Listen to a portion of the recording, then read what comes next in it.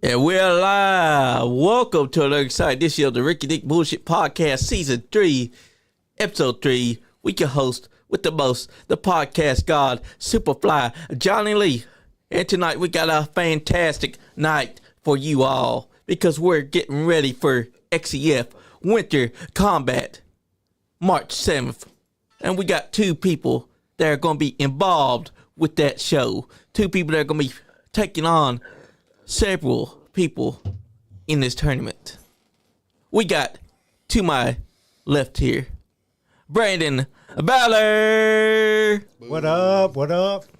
And to his immediate left, you got the one, the only, you got the hammer, Jamie Vincent. Yeah, baby. So guys, how's it been? Bro, we are hyped for this show coming up on Saturday. Cannot wait. I can tell. I mean, it's been a long time coming because watching these promos that's been put out lately, you can tell that y'all want this.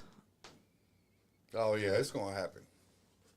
It's been too long. We haven't had a XCF show in 2 or 3 months, and I think we're ready to bust some ass, aren't you? I know I am. Yeah, Hammer's been hitting the weights. He's been doing some weightlifting competitions, and you've been eating some steak, some potatoes. It's bulking season over here with Hammer. That's right. I get my hands on. You got some new ink you want to show off, right? Oh, yeah, I got all kinds of Nice.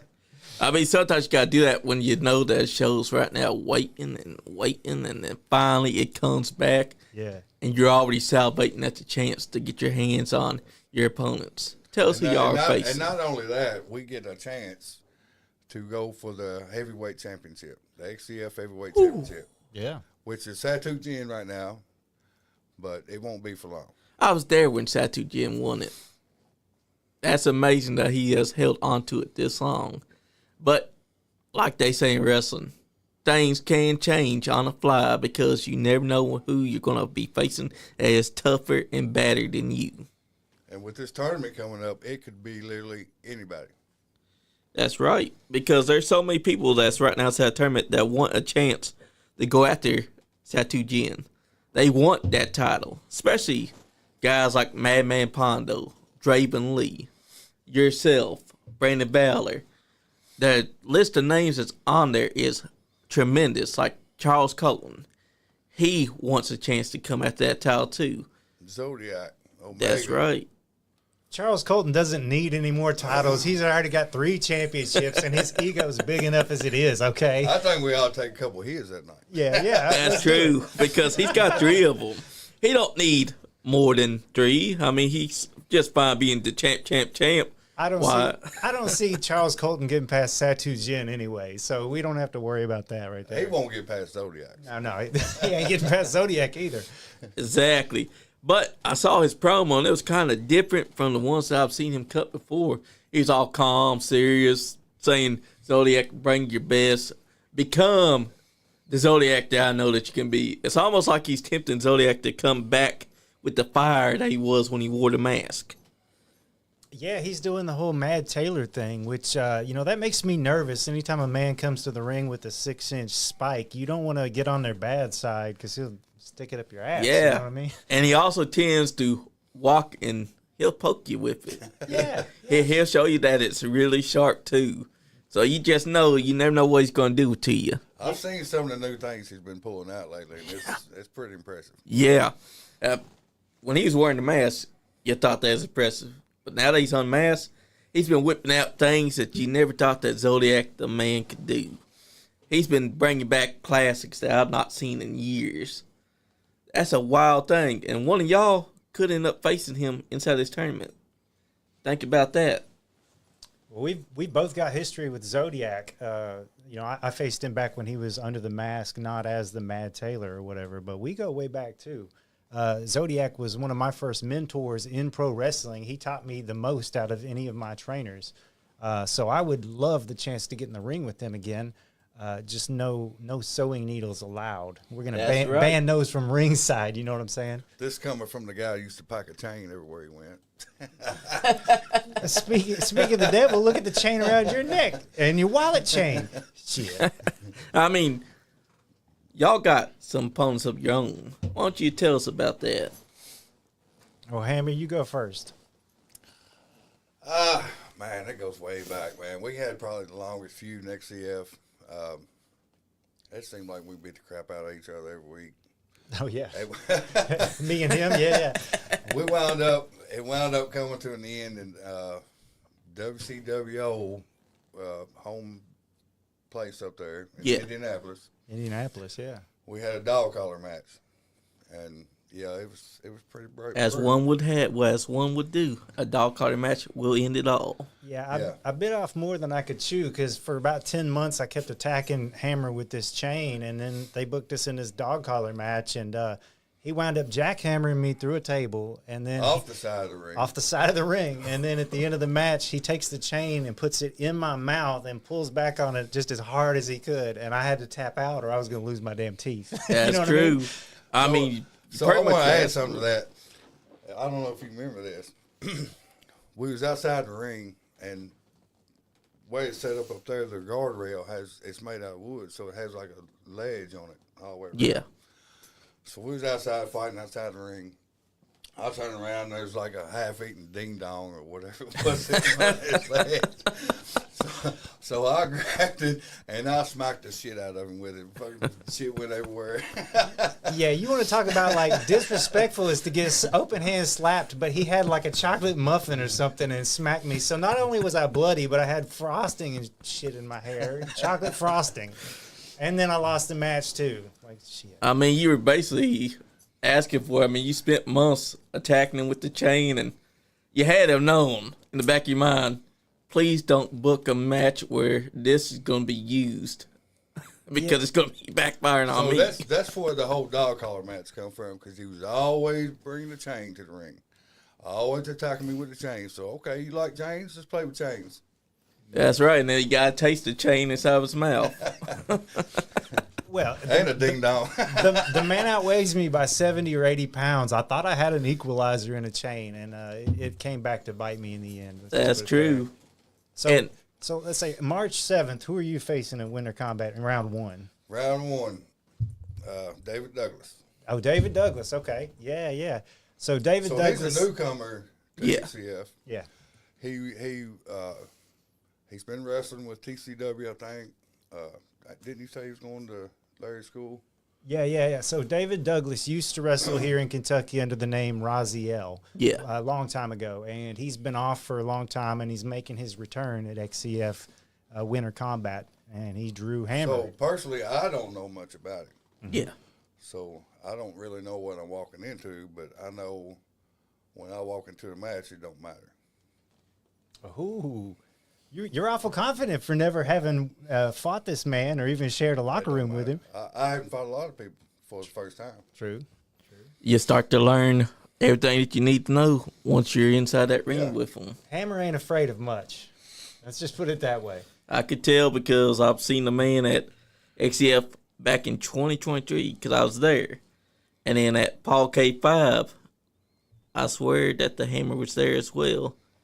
And no one put fear in him. He was out there to dominate. And he made sure that when he was out there, he's going to get the best of them. Just like how he did you. No offense. I'm just going to flip you both off. Fuck you both. I'm still, I'm not afraid of him either, okay? We've been to war before, and we'll do it again if I get past Mongoose in the first round of my match. That's true. Which, by the way, I will. Mongoose is a good man. He's well respected. Lots of people like him. He's a family man. But he's one of them flippy floppies. Yeah. Oh, yeah, he likes to flip a lot. He's a high flyer. Yeah.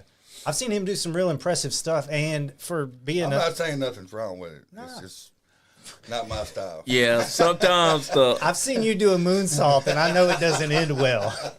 That was on you. The hammer sault. He did a. Yeah, I didn't work out. He head planted straight into the mat. Yeah. He retired it after one night because he realized, that's not going to work. It didn't work. He's better off punching and kicking and jackhammering people. And I think I've gained like 30 or 40 pounds since then. So. Yeah. And that means that Mr. Douglas is going to have his hands full this Saturday night. I think he goes for, 260 or something? He's about 260, yeah. Ooh. He's a bit of a brawler, and I think he does. That's right down my alley. Yeah, I know you like to get out there and throw bombs at people. He likes a Yakuza kick, so you might watch your jaw because it's like a running kick at you, knock your head off. Yeah, you're definitely going to have to watch for the Yakuza kicks. Although, David, I got to warn you, Hammer's got a hard head. I found out the hard way. And then you got Mongoose, so you got to go through him, and y'all might meet each other again, and that might rekindle that feud that y'all finally ended. Yeah, I'm trying to do things the right way, though. You know, I chose the name Brandon Valor because I wanted to inspire bravery and courage in people. But, you know, over the last 3 or so years, I've been anything but valorous. So I'm kind of turning over a new leaf. I'm trying to prove to myself and to other people that I can be, you know, a brave wrestler and not a cowardly one. So I'm no tricks, no weapons. I'm going to beat him fair and square in this match. And, you know, I got to say this about Mongoose. He's a lot tougher than people will admit. I saw him go to war with Shane Mercer, who outweighs him by 100 pounds. He is a tough kid. Shane Mercer hit him with a moonsault pile driver, and he kicked out of it. Like, that was not even the end of the match. And I'm like, holy crap, I thought Mongoose was dead, but he kept going. He didn't win. That's true. But, you know, I thought he was a dead man, and he survived it. So Mongoose is a lot tougher than people give him credit for. And plus, if y'all do end up beating your opponents, y'all might not face each other. Y'all might end up having to face anyone else that is inside the tournament. There's a lot of good names there. So we're forgetting one of the main ones here that we ain't talked about yet. Yeah. And that's the Iron Demon. Oh, fuck. Oh, I dropped the F-bomb. yeah. I mean, that's valid because the Iron Demon, Shane Mercer, y'all could end up facing him. And that moonsault and battery, that could be y'all's future. Yeah. And that's not a bright future, I promise. Yeah. Because a lot Has of he people ever given that to you? Yeah. Okay, all right, just making sure. He's also giving this man And I roll through and bend him. Oh, Double flip you off for that right there. yeah, because this man actually lost to it. Last time I fought him was Full Metal Mayhem. He gave me a moonsault and battery off a ladder onto a pile of chairs, and I was done for, man. Yeah, that was a pretty brutal match. I might have pooed my pants a little bit. I'm just gonna be honest with you. It was rough. I mean, that was a scary situation for you. I think that might be what scared him straight. You're right. That might have been what made him be like, I need to be good. Yeah. But that's something that XCF Winter Kombat is all about. You got all these guys that's vying for this championship. And then you got Shane Mercer himself involved in this. He wants that title as well. Yeah. All of y'all are going to have inside the back of your mind, a strategy on how you're going to deal with him because y'all could end up facing him one-on-one. So there is no strategy deal with Shane Mercer. I promise. I've been in the ring with him. You can beat him and beat him and beat him, and he just keeps coming. I mean, there's no strategy to that. He's solid muscle and he's pretty smart, so it's hard to outsmart him too. Yeah, he's been wrestling for 20 years, so he's got more experience. He's stronger than you, and he can high fly like a cruiserweight, do backflips and stuff too. Like, so how do you counter a man like that? He's a deathmatch king, you know, like he's done all these King of the Deathmatch tournaments and stuff. So like, he's durable as hell. What do you do? Poke him in the eye and, you know, run away. Hope for the best that he can't see you. Yeah. But then you got to also remember, he's like a T-1000. Yeah. He'll keep on coming. You can poke his eye, you can run, but he'll keep on coming. And that moonsault battery is always not far behind. At some point, you got to hope for a miracle. Yes. Mike Stalcup is here. He said, look at that these two. What's up? What's What up? up, Mike? We also got Jimmy Tucker here. He's been wanting to figure out where to find Jimmy Vincent live on the podcast. And Jimmy, here he is. What's up, buddy? That's my old friend right there. Heck yeah. I didn't know you had friends. I mean, he is a biker, and bikers do make good friends. And he is a biker too, so.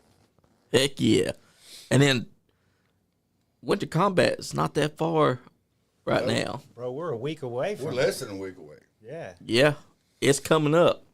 I tell people we bring that ECW vibe. We got that chaotic vibe where we got heavyweights, we got deathmatch wrestlers, we got cruiserweights. Hell, we got a couple of women in the tournament too. Don't forget Hell about yeah. Ari Alexander and Alexis Littlefoot. And Ari's got to go through Omega. And Omega, he's bowed. You call yourself the queen of the suplex? He pointed out all the suplexes that he can do. He said, take your pick which one. I'm looking forward to that one. I love a good suplex. And then Lex Littlefoot, we've had her in here before. She has grown tremendously since 2022. Yeah. I'm looking forward to her match as well. She's the legit wild card. She is supposed to be like, she's going to be a difference maker in whatever match she goes in. Yeah. Yeah, we don't know who she's facing. Yeah. She's just going to be slotted into one of the matches. So, she could be. From what I understand, it's of her choosing, right? Oh, is she choosing it? I don't know. That's what I was understanding, that like it's from her choosing. She can pick any first round match to go in. Oh man, so that could be a game changer. That could be, because she could turn a match into a triple threat. Think about that, because if she wanted to, there's many first round matches that she could slot herself right into, and it will be a difference. If she was to get in with Omega and Ori, her and Ori could jump on Omega, eliminate him. That's true. You know what I mean? That's true, because all Alexis got to do is bide her time. Ori Alexander will wear her down Omega, because she is the queen of suplex, so she'll hit him with that German suplex, and that's when Alexis and her can. And she's good at it. Yeah. I hope Alexis picks your match and kicks you upside your bald head. But what if she chooses yours? Yeah, there you go. Well, I would never strike a woman, but I would shake a bitch. Oh. What the hell is wrong with you? Now you're going to sit up here and lie.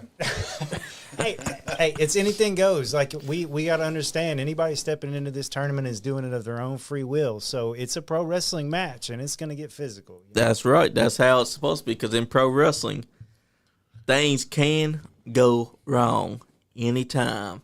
So if y'all step into the ring against each other, there's going to be fists flying. There's going to be kicks flying. Well, blood could be happening. This is a big prize at the end. Yes, it is. And it's every man for themselves or woman. So you're wanting that championship. So now you got to go through all of them. They all got to go through you as well. And if Shane Mercer ends up having to face the final one, you know that's going to be the toughest challenge of any man's career in this tournament. Because if he's the final one that you're having to face. And let's talk about this. The second round of the tournament is triple threat matches, right? So you're not only you wrestling twice or even 3 times you make it to the finals, but the second match is a triple threat. So you got 2 opponents to account for. Yeah. Right. And also you could be worn down from your first match. And now the triple threat's going to be a tall task for you, because you've already went through hell in that first one. Now you got 2 other opponents that you got to deal with. In your strategy, it ain't going to be there, because now you got to find a new one. That's why I'm trying It's also like a double elimination. So if one pins the other one, it's not over. Just that one leaves. Yeah. So then you have to also pin that second one. Yep. So it's going to be a tall task for anybody. Yes, it will be. That's what makes XCF one of the best places to watch, especially Winter Kombat. Yeah. This is one of their biggest shows of the year. It is. And I can't wait to be there, because we've been there before. We were there for the 2023 one. And we want to be there for the 2026 one. We've been talking about it for months since we first saw the promos coming out. So we're going to be there, and we're going to witness what goes down. And we advise people to come out there. Oh, look at this. We got Jacob Ratliff. He said, "What's up, Jamie?" What's up, Jacob? That's my boy right there. When we going back to Tennessee? Hell yeah.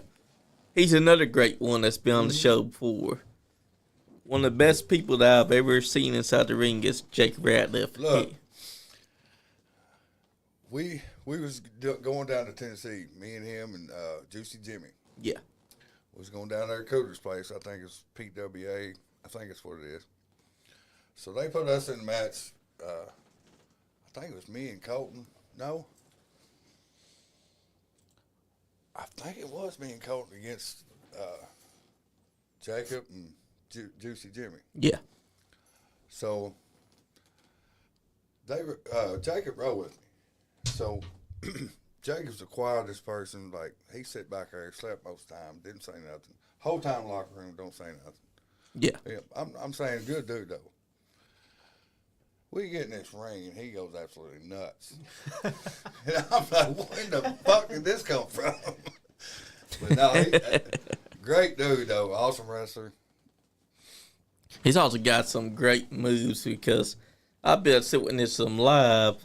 He's got that nice release suplex where he picks him up and he suplexes him across the ring. He releases him right as he suplexes him. That's a powerful move. Yeah. I think, if I ain't mistaken, he's into like the jiu-jitsu and all that stuff, if I'm not mistaken. That is what he is. And he'll be inside the studio with his friend William Baber this Wednesday. Bazooka, because William Baber's having an upcoming MMA fight.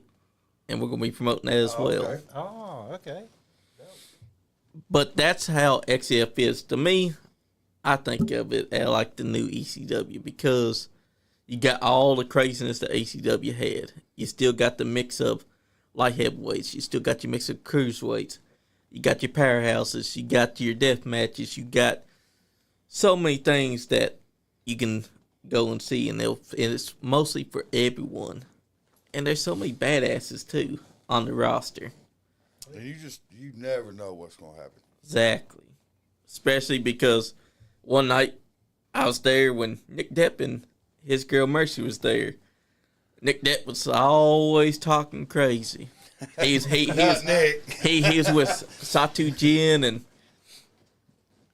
pretty much they turned on Satu Jin and beat the hell out of him. And Nick's cutting the promo and talking about how the platinum couples are no longer need Satu Jin because Satu Jin ain't nothing but a low-life bum that these people love. And he beat their ass, and he literally, after he got sent to the ramp, she's on top of him, and I'm just like, whoa, what are we doing here? But that's what the platinum couple does.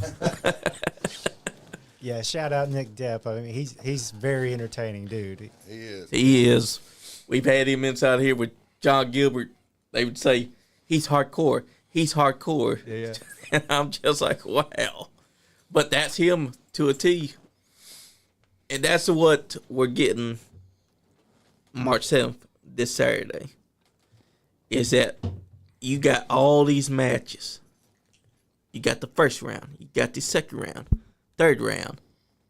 Finally, you're going to have two people facing each other. And they want one prize. And that is the XCF Heavyweight Championship, which Satu Jin has. Mm-hmm. How do y'all feel about having to take him on? Because after this tournament, you got Satu Jin in your sights if either of you win. Well, I've got unfinished business with Satu Jin because last year I had a contract for a title shot and I cashed it in. And then Isaiah decided that it should be a 5-way match, not just a one-on-one match. So I got to face the Rejects, I got to face Zodiac and Satu Jin all in the same match. And I did not win that match, but I didn't know it was going to be 5 dudes. Like, I thought it was a one-on-one match. So, yeah, I would love to get in the ring with Satu Jin again. Bust his big ass and take his title. I mean, I'm not scared of Satu Jin. Do I look scared of him? You should be. All right. Yeah, I probably should. Yeah, you should definitely be. So I had a match with him, and he's a big dude. He's strong.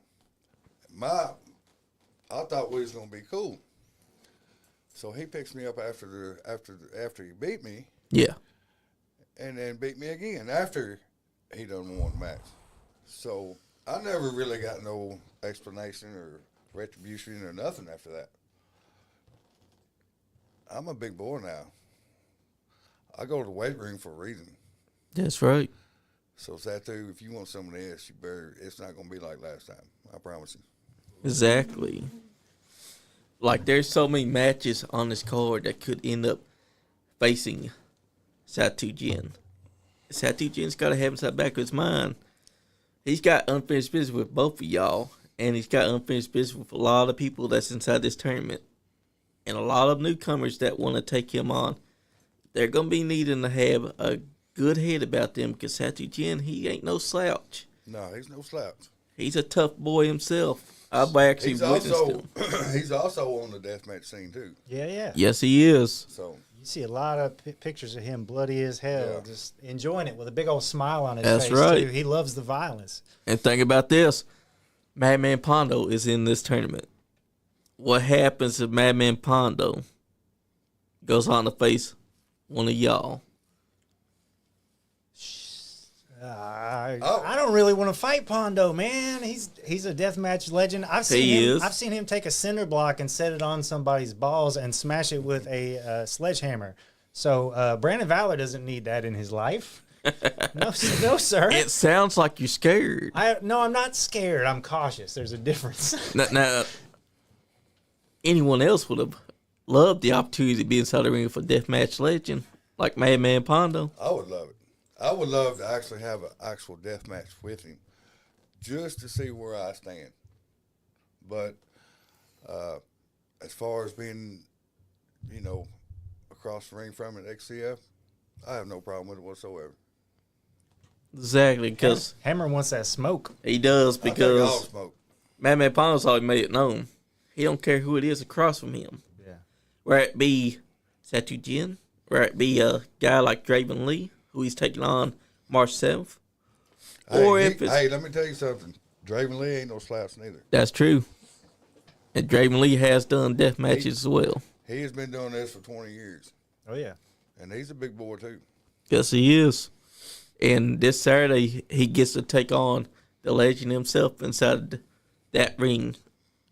And This has been a long time coming, if y'all paid attention to his promo. They had a match, probably close to 20 years ago? Long time something ago, like yeah. that. Maybe not that long, but it's been a long time. So, and Draven always, he was younger, but he always looked up to Pondo. So, I think this is going to be like a full circle match. Mm-hmm. You know what I mean? yes, it is. And I think that both men want it because their promos that I've watched reveal so much more than what people think. This match not only is a long time coming, but they both want it. They both need it, especially Draven Lee. Yeah. He needs it. That's some long-term storytelling right there. Yes, it is. And Draven Lee isn't the same kid that he was back then, those 20 years ago. So, whether it be Draven or it be Pondo, someone's going to be facing them. So, whoever goes through that match and goes on to the next round, it could be one of y'all that takes them on. So, if I'm reading this right, if you look at the bracket, yeah, I'm on that side of the bracket. So it's going to be you. More likely it's going to be me. That's going to be taking on either Draven or Pondo. Right. And that's going to be a tall task. Or it could be Omega or Ori. That's true. And where's Alexis in all this? Oh, shit. Because she could wait and insert herself into the second round. Doesn't even have to do the first round. Just wait and choose the second round. And I hadn't thought of that. That's sneaky. Ooh, I that like is. that. Yeah. Because with her having that choice, that means that she could altogether just skip the first round and go to the second round. Now, whoever she's taking on, they've already been through a first round. They already got wear and tear. She don't. She's fresh. So that's a good strategy right there. Yeah. And a good way to get yourself almost to the championship. Here's another strategy people don't think about. You got to have stamina. You got to be tough because you're going through your first round. You're going through a three-way for your second round. Then you have to go to the final round. Yep. You done been probably already through hell. And then you have to survive whoever you're facing in the last round. Already beat down, wore out, hurt, whatever. So it's going to take a special somebody to make it that far. Yes, it is. Especially during a tournament like this one.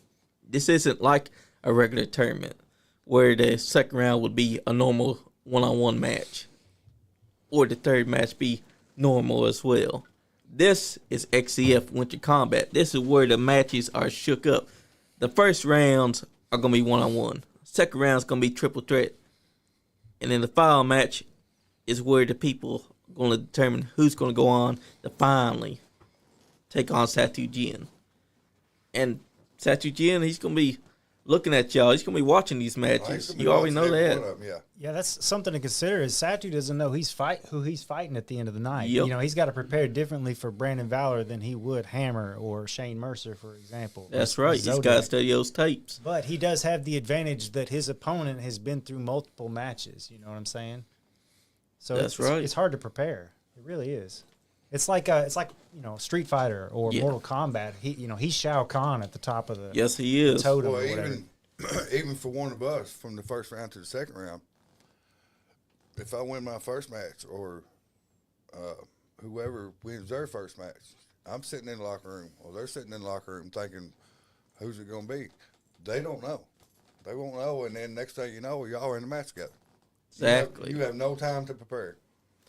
And then when y'all are finally out there, that's the only time when y'all will know who you have to face. Because now you gotta figure out how you're going to go over this match, how you're going to win. But here's the thing: your opponent, they might already have something that could stop your momentum. You never know, because on the fly it can change just like that. Because even if your opponent has already worn themselves down, and you worn yourself down, your opponent could still have the extra bit of gas that you didn't even realize or count for. Well, what if somebody got hurt in the first round, but they still moved on? That's true. Because if someone does get hurt, then that second round is going to be a lot worse for them, because now they got to protect themselves. And that will be a very limiting moment for them. If I know somebody got hurt in their first round, say they hurt the ribs, and they're facing me next, and I know this, I'm going straight for the ribs, baby. That's right. That's wrestling 101.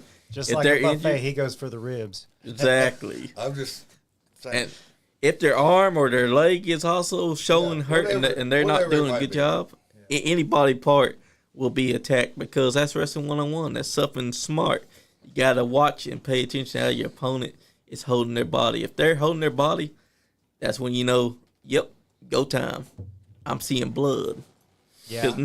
I'm real big on strategy. Like, I'll be watching matches of some of the other competitors throughout the week so that I get to know what their strengths are, their weaknesses, what some of their, like, signature or finishing moves might be.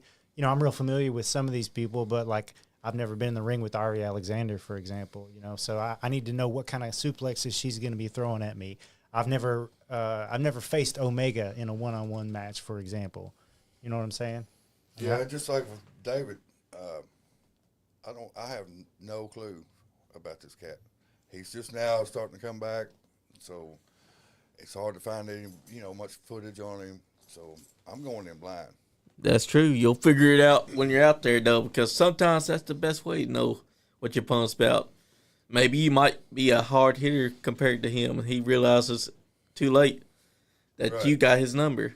Or you find out that he may be one of those guys that hits a lot harder than you, and now you have to adjust on the fly. That's one of those things that happens when you're first time meeting your opponent, because you don't know anything about him. Right. But he probably knows a lot about you because he can see your tapes. And he's probably been studying it, because now he's like, all right, the hammer chain Vincent, I got this move for him. I got this to stop his momentum. I can stop that punch. I think I can do this. You never know what's going to happen until you're actually out there in that ring. And when it happens like that, all that adrenaline, it's going to rush to both of y'all. And you might just pull out the win and destroy him. It's his first time. You've been at this a long time. His first time coming to the XCF ring. So he's got to watch out for you. Yeah, this is my house. Exactly. So he's definitely got to study you. And what he can't counter is that spine buster. Exactly. Because spine buster is one of those moves that destroys your back. Soon as it's hit, that's it. Just look at Arn Anderson. When he hit a spine buster, that was it for them. Nobody could stop the spine buster. And your spine buster was a thing of beauty when I saw it at XCF in 2023. Speaking of someone who has taken more than a couple of spine busters from him, not only does it hurt, like it's painful on your back, but it drives the wind out of you. It wins you all at once. And then you got to couple that with Hammer's gained 25 pounds of muscle since the last time we saw him. So That's true. I mean, that I would not be wanting to take that move, and I don't intend to. Let somebody else take it. Well, if you end up having to face him, though, Then he ain't got no choice. that's right. You ain't got no choice. Yeah. You got to account for that because there's a lot of names out of this tournament, and y'all never know. Y'all might end up winning the second round tournament as well, and then you end up facing each other, and now you have to definitely take that spine buster. It's basically a lose-lose for you because you're going to have to take that spine buster whether you like it or not. Well, you forget about something, Johnny, is I have studied Hammer extensively, and I am the smartest man in the room no matter who I'm facing, all right? I've studied my opponents. I have got a game plan. That's who Brandon Valor is, the man with the ultimate strategy. So I have got ways to counter the spine buster. Usually I like to drop an elbow on the back of his head when he bends over to give it to me. And this time he won't have a chain to yank me by either. You know what I'm saying? Now, hold up. You said that you're the smartest man? Yeah. How did you not account for the dog collar match? Well, see, I couldn't execute my strategy, which was to keep a distance between me and him. He kept yanking me back over to him, and I could, you know, I like that fight and run. You know what I'm saying? He couldn't account for that chain is all that was. That's true. Yeah, he blooded me up pretty good for that one. I mean, it happens because you kept on pestering him for months and months with that chain. Finally, dog collar match had to be the reason why y'all had to meet. And now you turn over a new leaf. Some lessons you got to learn the hard way. That's all I'm saying. That's right. And we'll see this new Brandon Valor this Saturday night. We'll see. You're not convinced? I can do it. I will prove it to you. No weapons, no shortcuts. Sounds like you're trying to convince yourself now. No backstabbing. I will beat Mongoose in round one. I'll do it fair and square. No feet on the ropes, no low blows, no chains, nothing like that. And then I don't know who I'm facing in round two, but I'm gonna beat them too. I mean, you will be having two people. I do know who's on that side of the bracket too, so you just worry about getting through Mongoose first. That's right. I'll snatch his ass out of the sky, man. I ain't scared. I mean, that's what XCF brings to the table. XCF is one of those beautiful promotions that combines not just pro wrestling, but hardcore wrestling together with it. Cruiserweight style, powerhouse style, any style you can think of. If you're not already going to an XCF show, you should be. Especially this Saturday night's Winter Kombat, because you're going to be seeing these two right here either going through the first round and going past that second round to face each other, or you're going to be seeing guys like Shane Mercer, Madman Pondo, Draven Lee, Omega D, Ari Alexander, Alexis Littlefoot, Charles Colton, Zodiac. So many good names that you should be going out there to check out. Because I'm telling you right now, XCF is the place to be. Especially right now. And also, Satu will be in the house that night. Yes, he will be. And that man will be scoping out every match because you just know he's going to be make sure that, he don't know who he's going to be facing for his championship. He's going to keep an eye on them and make sure that he studied all of the styles because whoever it is that finally does get to face him, he'll know them through and through because now he's watched them. Yeah, I'm sure Satu's coming in nice and cocky because he's only got to work one match, and we all got to work three just to get up to him. You know what I'm saying? That's right. Let me ask you this, Hammer. The second round matches are a triple threat match. Are there any disqualifications? Are there rules? Can we use weapons? That's what I want to know. So I guess you want to bring chain. No, I'm not saying. I'm only asking. That's what it sounds like. It's a hypothetical question. If I could use a weapon, would I be disqualified? So, here's what I'm thinking. Most triple threats are no disqualification. Okay. Most, right? Yeah. Yep. Wouldn't y'all agree? All right. I would agree. I can't make the call, but I don't see why it wouldn't be.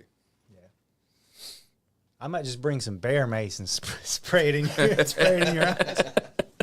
I mean, anything goes in a triple threat. Right. That's always been the rules, that triple threats have no DQs. Same thing with fatal four ways. Yeah. No DQs for them Right. as well.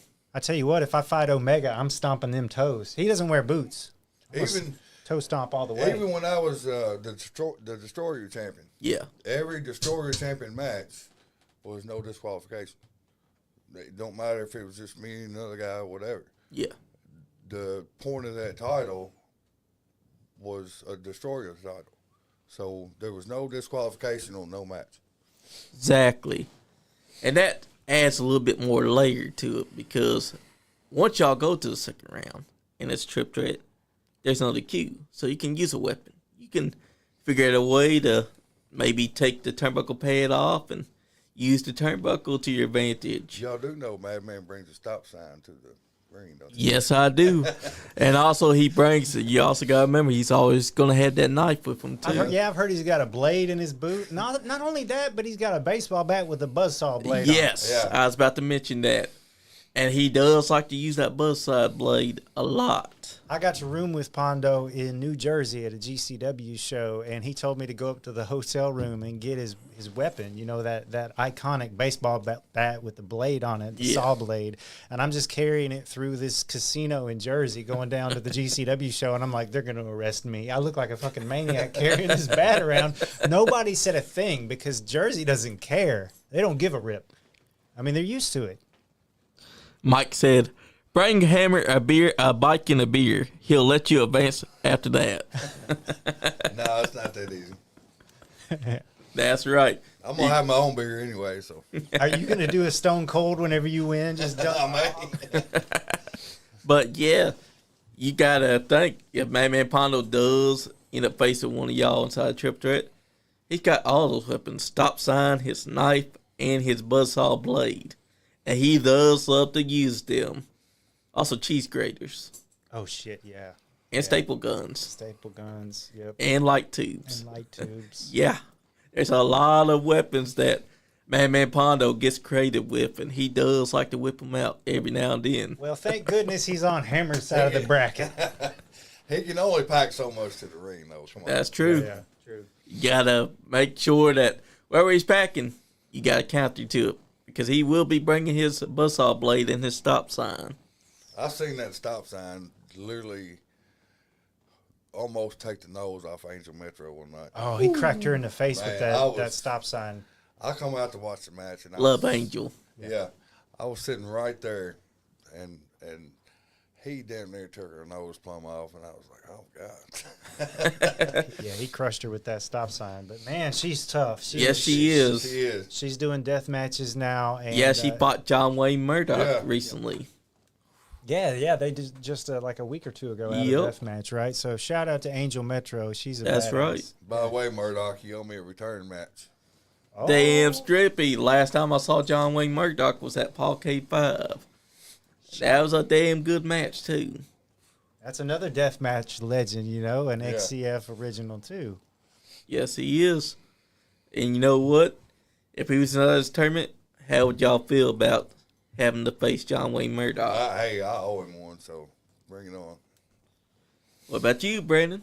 Well, like I said, he was in that 5-way match that I was rudely put into when I should have been in a one-on-one match, and both rejects were in there. So, yeah, I've got some unfinished business with John Wayne Murdoch, too, but it would be a traditional wrestling match.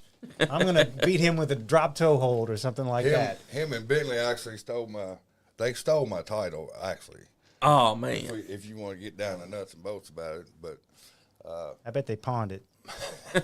Pawn it for some beer money. Yep. Murdoch's the one that actually has it, so. So you want revenge on him, too, huh? Well, he's not at this show, so we shouldn't be picking fights with him. We got to focus on Satu Jin. Yeah, let me get through this first. Yeah. That's right, because you got an entire show dedicated to a tournament that is going to involve you guys going on to do a triple threat after you do your first match. And then you got the finals. This show is packed with talent. And people need to understand they're going to be seeing a lot of variety in this Yeah. tournament. Oh, yeah, Logan Stunt's in it, too. Oh, Yep. yeah, we forgot about him. Yeah, we haven't mentioned Logan Stunt going to be in it. That's right. He's fighting Shane Mercer, so he's got a tall task ahead of him. Exactly. That's in the first round. First round, yeah, that's rough. And people got to understand, that's what XCF brings to the table. You got different talent, different loads of people that are coming together to tear each other apart, all for one goal. Satu Jin's XCF Heavyweight Championship, which he is hell-bent on keeping. He's already said that whoever it is he has to face, he's going to destroy him. He said stack him up. He'll take him down. Just imagine if it gets to be like Satu Jin versus Ari Alexander. Like, how is that match going to look? Like, is she going to be able to suplex him? You know what I'm saying? Exactly.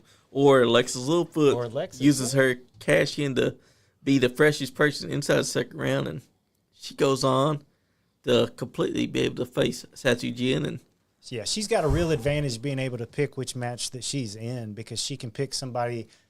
Does she enter at the beginning of the match, or can she just come out during the match when it's already going? I don't know. exactly. I mean, it's a real. From what I understand, she has to pick, if I'm not mistaken, any match in the first round, she has to be involved, like, from the get-go. Okay. So let's talk about strategy. You already know if you, in your first match, you need to be, if you go on to the next, you need to be healthy, you need to be fresh, Yep. you need to be ready. My goal is, I'm going in, I'm going to crush this guy in 5 or 6 minutes. Exactly. Get it done, get it over with, I'm moving on. That's what the goal is. So there's no running me out of steam. I'm going in, I'm barrel rolling him. I'm moving on. Exactly. So I don't know what you think about that, but that's what my plan is. Well, I like to outsmart my foes. Like I said, I'm going I to ain't pick got up. time for that. You ain't got time for it. Yeah. He does his preparation in the weight room, and I do it in the tape room. Yeah. You know what I'm saying? Mike said that John Wayne Murdoch could be inside the scramble, and then he said, thoughts on Cross return announcement? Oh, yeah, Alex Cross. So Alex Cross tore his ACL about a year ago in a match with Shane Mercer, and he continued the match, wrestled for another 15 minutes 15 minutes with a torn ACL against the Iron Demon, Shane Mercer. So this is supposed to be his return show. And Nice. I hope he's ready to go, because that's a difficult injury to come back from, is a torn ACL. We all know. I love Cross. Yeah. Even though we've had our differences in the past, we had a hell of a match one night. From what I've read, he's coming to make an announcement. Now, whether it be he's joining in that night, or whether it be, his legs is too messed up to move on, I don't know. We don't know. True. Nobody's going to know that night. So, I really wish he would come back. But with an injury like that, it's going to be hard. Exactly. So, but you never know. And if you come back to wrestling, you've got a target on your knee. Like, people know that you were out for a year with a bum knee. So if you do come back, people are going to be going for that injury. That's right. That's wrestling something to keep 101. in mind. But yeah, you're right. He could end up in that scramble. Who knows what he's planning? Because I know Rodney Rush is coming back with him. He's his manager. So all they're letting on for anybody to know, there's going to be an announcement. That's all we know. So is the announcement you joining the scramble, or is the announcement, hey, I think I'm done? He could be calling somebody out. Man. He could say, I want next show. Right. You never know. There's a lot that you people will be seeing March 7th. And Alex Cross, he could do exactly what y'all said. He could announce he's done, or he could be doing things. I keep forgetting about the scramble because it was just announced like maybe a week or so ago. Yeah. I'm focused on the tournament and what I got to do. Yep. So I keep forgetting about the scramble. So right now, I think all I know is maybe Apollo has announced he was in it, maybe. Apollo Showtime guard. Right. So, and I'm pretty sure that's the only person that's actually announced or that I know about. So These scrambles are unpredictable, and you know I whoever hate wins. the scramble. You hate them. Yeah. You know whoever wins this scramble is going to have some sort of claim at the next show for probably a title shot or getting set up for something big. But they are not in the tournament, so we are not too concerned with them on Saturday. No. That's right, because Saturday. That's why I keep skipping over the scramble. It don't bother me, so. Exactly. You need to get past David Douglas. He's 260 pounds, and he hits pretty hard, dude. I'm just saying. We'll see. Yeah. It's gonna be a hell of a show, though. But that's what y'all got to do is focus on your tournament, because the scramble is the scramble. That's other people's job, their work. You got to get through your opponents at the tournament, because you're going for one thing and one thing only: the XCF Championship, the grandest title in XCF, which Satu Jin has proudly held and kept on to. And y'all got that guy to focus on. And he's held that title for a long time. Yes, he has. Has it been a year? It's been over that. Over a year? Yeah. One of us needs to take that title off of him. Yeah. That's right. Me. You should help me take the title off I Satu. should help We're you. forming an alliance right now. Come on, brother. No. Give me the handshake, brother. No. He ain't doing it. No, he don't want to do it because he also wants that title. Damn it. I mean, you got to think, that's the greatest title in XCF. That's the title that will say that you're the top dog. Right now, Satu Jin has it. But for how long? Satu Jin's got to realize a lot of y'all are coming to that tournament, and rather it be Shea Mercer, or it be you, or it be you, or it be someone like Mehmet Pondo, Draven Lee, Zodiac, even Omega, or RX Alexander. Someone's going to take that title off of him. And he better realize, he better keep his head on swivel, because whoever it is that he has to face, they already got a game plan. He just don't know it yet. Yeah, I saw Satu Jin's promo, and I think he might be taking us lightly. There's hardcore deathmatch legends in here like Madman Pondo and Shane Mercer. You got these heavyweights like Hammer over here, who's been hitting the gym nonstop for the last year. And then you got the smartest man in the room, Brandon Valor, who's got a game plan and a strategy for everybody. So, yeah, don't take us too lightly, Satu Jin. You might just lose that title. Well, sometimes when you're in that position, you tend to get a little comfortable. That's true. You tend to let your guard down. You tend to, ain't nobody going to stop me from this. Okay, ain't nobody going to take this. But there's always somebody out there. As soon as your guard drops just a little bit, you're done. Yep. Exactly. And that's what it feels like, is that Satu Jin ain't taking this tournament seriously. To him, he feels like all of y'all are wasting your time. That he's just going to mow through y'all. That's what he's making it sound like. That he don't care who it is, because at the end of the day, he's still going to mow them down. And that's a big mistake on his part. He's gotten too big for his britches. He's had that title for a long time. And now he's gotten too comfortable, too cocky. He thinks that nobody can knock him down a peg. Yeah. That's a big mistake. Hey, you know who we need to come back and scramble? Who? Trash Man Gump. Trash man Gump. You're right. Oh, good Lord. That guy smells awful. Oh, look. Congo Kong. Congo Kong, yeah. Shout out XCF original Congo Kong. Yeah, I had a wrestling. That's right. He's a pretty big boy. That's what I hear. He is. I think he crushed some ribs one time. I'm not sure. Better you than me. But that's basically what he is.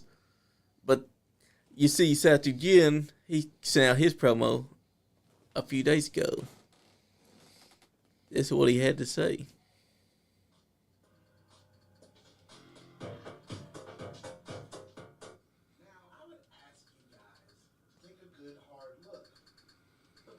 That you should be pretty used to seeing by now, because it has been 2 years. 2 years I've held this belt. 2 years of people trying to get this belt. Yep, it has been 2 years. 2 years of people trying trying to knock me off of that mountain that I proclaimed I was the top of. 2 years, and no one has been able to do it yet. Now, you guys can have your little tournament March 7th. Do your little winter combat. It's all fine with me. But one of you fuckers are going to give your balls a tug and meet me in the ring that night. Because it's a Satujin open challenge. And I'm looking at you, especially XCF Originals. Because not too many of you have stepped up to the challenge. You've been pretty quiet ever since I put this belt around my waist. I'm not wearing it around my waist right now because I like it on my arm. And that's where we're ending this today. Come out March 7th. It's Winter Kombat. And someone's going to get their head bashed in by the champion himself. You heard it here from the champ. I'll tell you what, when I win this tournament, I'm going to beat that Majin Buu looking motherfucker. He's about to meet his Vegeta, if you know what I'm talking about. I know what I'm about to you're go talking about. Super Saiyan on his ass. That's right. The Dragon Ball Z. Hammer has no idea what we're talking about. He's not watched anything since 1982. That's an anime, and anime is like a Japanese cartoon show. I told you he's getting cocky. He's getting cocky. Yes, he is, because you heard it there first. He's basically calling out XCF Originals and saying no one stepped up to challenge him from that section. So there's only so many originals left. I mean, very few. That's right. And he's over here laying down the cocky challenge, talking about how it's an open challenge that whoever it is that he does end up stepping up to the plate, they're still going to be knocked down the peg. Let's not forget about Charles Colton, Mr. Three Belts himself. He is also a wily veteran who's been on a scene for a long time.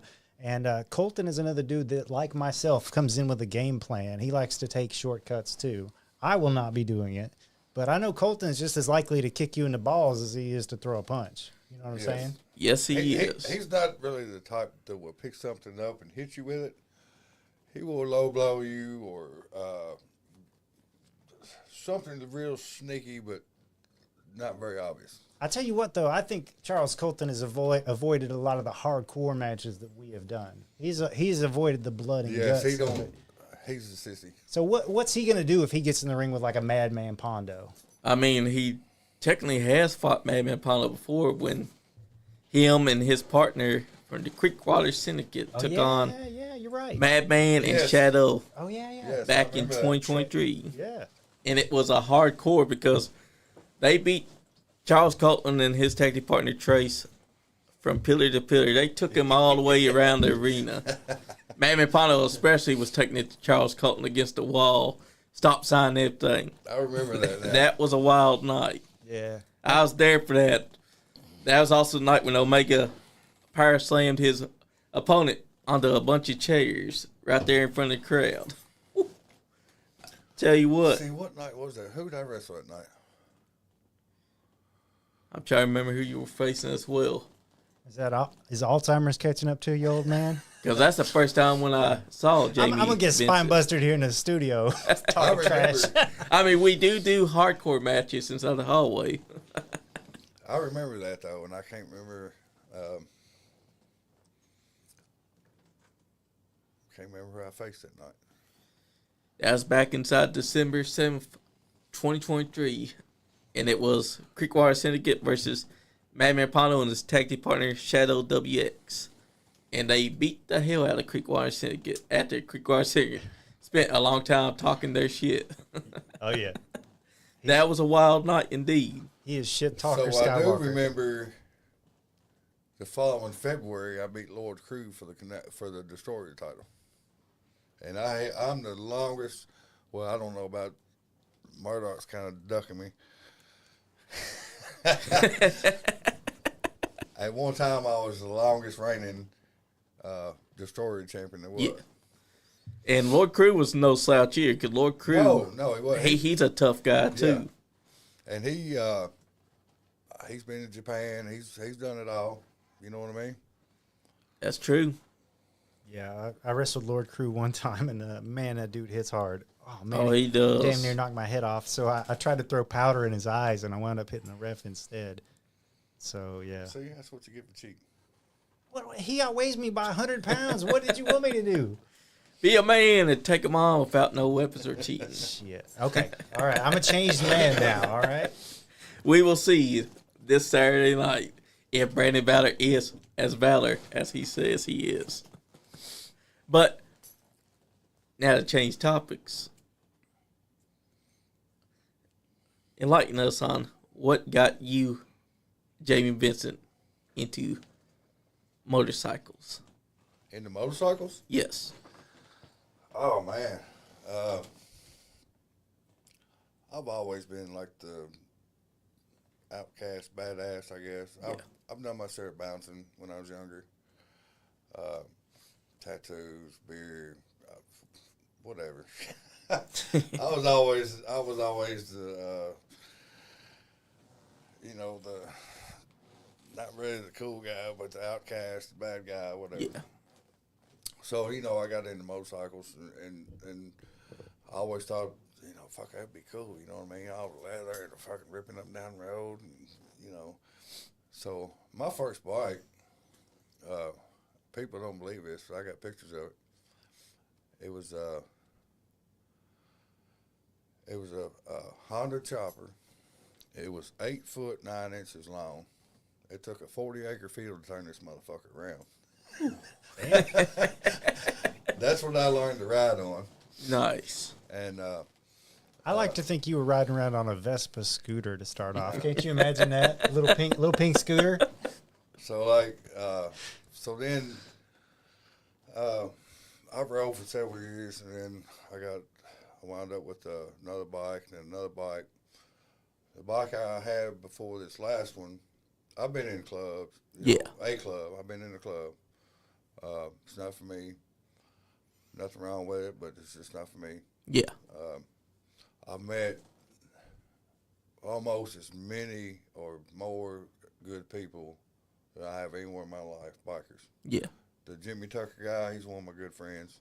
Nice. Met him through biking. Hell yeah. We still ride together when we can. So my last bike, I wound up going down, dodging 2 deer. Fucked me up pretty good. I was out for about a month and a half. Like, had to change out bandages all over my body. I was road rash. So I got healed up. Didn't fix my bike, and I thought, I don't know. I said, want to ride again or whatever. So I got with my old lady I'm with now, which I love her to death, Kelly. Hi, Kelly. So she brought it up one day a couple of years ago, or last year, a little over a year ago. Yeah. She was like, what do you think about getting another bike? I'm like, well, I'm not against it. I mean, do you want one? And she was like, well, do you? And I'm like, well, if you're asking, I know you do. So we wound up getting another bike, and we go everywhere. Hell yeah. Ride the shit out of it. So it's not just a biker gimmick. This is actually who you are. This is who I am. This is what I do. I was out riding yesterday for 3 or 4 hours.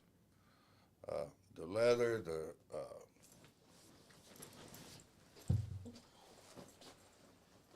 right there. That's right. The leather, the camaraderie with the other bikers, the long trips, everything about them, I just love them. So when I started wrestling, I've always heard that, like, you kind of want to mix a little bit of your life or whatever in with your gimmick. And I look around, I'm looking at all these gimmicks that people's got. I'm like, you don't really see like a real biker gimmick. You know what I mean? That's true. You Lower Crew's probably one of the closest you can get, because he does ride. Yeah. But you see these cats come out, probably ain't never seen a fucking bike in their life. Got a fucking leather vest on. Yeah. You know what I'm saying? Got their little trunks and shit. Those shiny boots. That ain't who they are. You know what I mean? Exactly. So So yeah, I incorporated that, and if you look around, you will not see too many actually like real biker gimmicks. True. You know, this jacket right here, and I got a leather vest. This jacket I was wearing yesterday. Yeah. My vest I wear everywhere when I'm on my bike. So I'm in the process of getting my logo, my name on the back of my vest. Nice. So I can trade them out in the summer and winter, you know what I mean? Hell yeah. So that's where all that come from. And when was the first time that you saw wrestling? When I saw wrestling, like live or? Yeah, when was your first experience with wrestling? My first experience with wrestling was like when I was 4 or 5 watching Jerry Lawler. Back in 1943, I remember watching CWA every Saturday. George Hackenschmidt was his favorite back in the day. Every Saturday, 12 o'clock, me and my dad would watch wrestling. CWA down in Memphis. Nice. Jerry Lawler. I grew up with Jerry Lawler. Tommy Rich. Moondogs. The Fabulous Ones. You know, I've watched all the big names that wound up being big names come through there first. I watched Jeff Jarrett before he was a wrestler. He was a referee. Nice. So, I mean, I'm telling my age, but I don't care. The older you get, you just don't get fucked. So, That's right. but that was my first experience, like every Saturday. And did that ever in your wildest dream tell you that you would end up becoming a wrestler? No. As much as I loved it, you know, it never crossed my mind about actually being one or being affiliated with it. And let me tell you a funny story how this happened. I was married to my second ex-wife, and she had Puppet the Pain was my stepson. Yeah. So one day after school, he was like, "Hey, can you take me down to wrestling practice?" And I'm like, "Wrestling practice? What are you talking about?" Because I knew it wasn't wrestling, like school wrestling. Yeah. So I get down there, and there's Shane and Corey. You know Corey. Yep. Who else was it? D-Block, I think. A few guys down there. So they had this ring in the backyard. I'm like, you fucking shitting me. So, and Shane, all of them still in high school, you know what I mean? So, so I take them down there, and I'm like, hey, can I get in and do some shit? And they was like, sure. So, I said, so, what's it take to do something, I guess? And they gave me a few drills and stuff. And away we went. Hell yeah. That was 2007. So I wound up getting Rookie of the Year at XCF 2007. Nice. And now, here we are, 2026. And you've established your name through countless battles, through countless wars. And March 7th, you're taking on this new guy that wants to establish his name at XCF. And he's got a tall task on it because he's taking you on. Yeah, I feel sorry for him. Yeah. He better be studying the tapes because there are a lot. Yeah, I worked myself up through a lot of Zodiac, Satu, Crew, Shane, a bunch of them. And like that, just like almost like beating your head against a wall.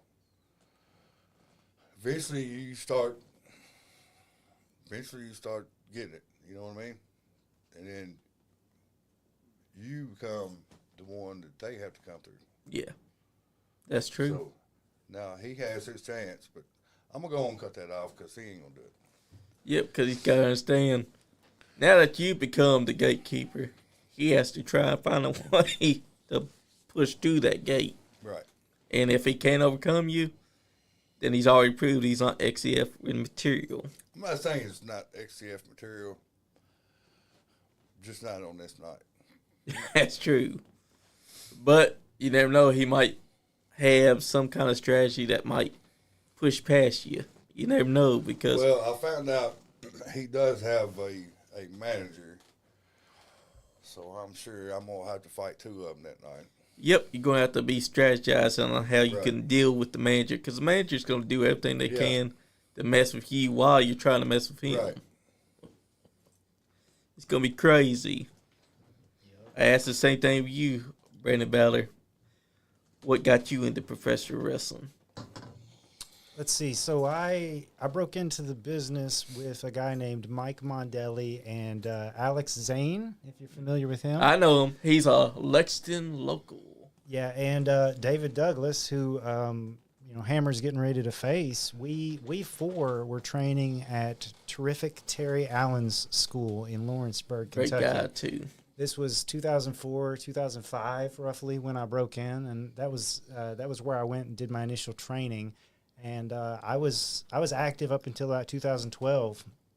So I was on the scene back a long time ago, and things have kind of changed since then. Like I said, death matches and hardcore is way more prevalent now. Yep, because back then death matches were being frowned upon like they wasn't real wrestling. Mm-hmm. But And backyard. Yeah. Yeah. But I came from a time when like a lot of the veterans didn't explain stuff to you as much. They would be much more likely to just beat the shit out of you as to explain. Yeah, a because wrist lock. that's the best way of teaching you, because if they're beating the shit out of you, you're learning as you go on how you're supposed to do it, how you're supposed to maneuver past the fact that they're beating the shit out of you. Yeah, so I mean, a lot of it was kind of a sort of gatekeeping to see if you were tough enough to keep coming back. Hammer can tell you this. We've been to a lot of wrestling shows where you'll meet a wrestler that's there for 2 or 3 matches and then you never see him again. Nobody ever sees him again. And they find out, oh, this stuff really hurts. It hurts to get slammed. It hurts to get suplexed on the floor or to have somebody punch you in the face. And, they may not be making thousands of dollars to do it. That's right. They might be doing it and setting up the ring and driving multiple hours to cities far away. Just like what happened with Hulk Hogan when he went to his first training. Yep. His trainer snapped his ankle, thinking that he would not come back. And what happened? He came back and he wanted some more training. That's when his trainer's like, "All right, you're in." But it toughens you up. You know what I'm saying? And so I've been in it long enough to see guys like, Alex Zane, who I trained with. He went over to Japan and up to Canada, and he wrestled in NXT. And then, I made friends like with Shane Mercer, for example, and I'm watching him go to Japan. And so it's lit a fire under me because I'm hungry. I'm seeing some of my friends that have surpassed me, and I'm like, no, it's still my time. You know what I'm saying? Exactly. So I'm out there with a chip on my shoulder, and I want to have the best match on the show. And it's time for people to talk about Brandon Valor the way they talk about some of my friends and contemporaries. You know That's what I'm saying? right. And maybe I'm not built 240 pounds of muscle like Shane Mercer, and maybe I'm not as high a flyer as Alex Zane, but I'm every bit as experienced and I'm actually a lot more resilient than people think. I've been fighting guys like him for the last 4 years. That's you know true. what I'm saying? So don't count me out just because I'm one of the smaller guys in the tournament, because I am most definitely one of the smartest and most experienced men in the room. But again, you also said you're going to be trying to do things the right way Saturday. Yeah, man, I've been looking at the state of the world and just like, I don't like how many evil people are running things. And I had to think about like my own morality, what makes a good man, what makes an evil man, so to speak. And I used to think, well, if I can take a shortcut and cheap shot my way to victory, it's still a victory, right? You're still getting that W. That's right. But I had to kind of change the way I was doing things because I got tired of people spitting on me and booing me and having little kids cuss me out. And, it's fun at first, but after so long, it starts to kind of eat at you. And you're like, why don't these people respect me? You know what I'm saying? Oh, yeah, that's true. Because I hit Shane Mercer with a chair before our match and I attacked him brutally. You know what I'm saying? So it's if I want to accomplish my dreams, I got to do it the right way. And he did live through that match. Yes, he did, because he's sitting right here. I've got a 5-inch scar across my back from that Full Metal Mayhem match with Shane Mercer. So you do not leave a match with the Iron Demon unscathed. I will tell you that firsthand. That's true. His chops are some of the worst, I swear. Exactly. A chop, people go for the smack. Yep. He tries to like break your chest. All you hear is a big thud. It's like having somebody hit you with a frying pan across the chest as hard as they can. That's true. Dude. I mean, I've had Tuffy's chops, and Tuffy is a legendary Kentucky wrestler. I've wrestled Tuffy before. And his chops were considered some of the toughest chops. And he's like, I don't know if I could do it. And then he got up and chopped me with my shirt off. He had some strong tree trunk chops. Yeah, Tuffy was definitely one of the hardest chops I've been in the ring with. Bull Payne, another one, and Shane Mercer. That's probably the three that come to mind right off the top of my head. Omega's also got some tough-ass chops. Yeah. I look forward to taking those. Omega, we got a one-on-one match coming up sometime, I'm sure. I think you might regret it after he gives you a chop. I like it. That's cool with me. But that's what makes XCF one of the best promotions right now, is because it's bringing a variety. This tournament alone, that's variety because you got one-on-one matches for the round one. But then round two is triple threats. And not to mention, these triple threats are no DQ, so anything goes. Variety. People don't realize the amount of talent that will be in that building that night. That's right. I mean, you just can't. There's so much, and it's every show, not just Winter Kombat. We have this every show. That's right. Like I said, it's like a real-life fighting game. You've got all these different characters with these different skill sets and body types and different types of offense. That's what makes it so exciting to me. That's right. I love the chess match of pro wrestling. Exactly, because a lot of people don't understand that it is wit sometimes, because sometimes you got to have the right mindset when you're facing your opponent, because your opponent, they could have a mindset that's completely different from yours, and they've already got one move ahead that you're going to have to counter. So that's basically what wrestling is. You're both facing each other. You both got to find what makes the other guy tick, what makes the other guy weaker than you, and go after it. Make no mistake about it. I will be standing behind the curtain watching the other people in my bracket, watching their match. I'm going to be seeing if your ankle is messed up, or are your ribs hurting you? Is your neck bothering you? Because I'm targeting that in the second round. Because think about the first round, anyone could get hurt. So when they move on to the next round, that body part that's been hurting them, that's going to be a target no matter what.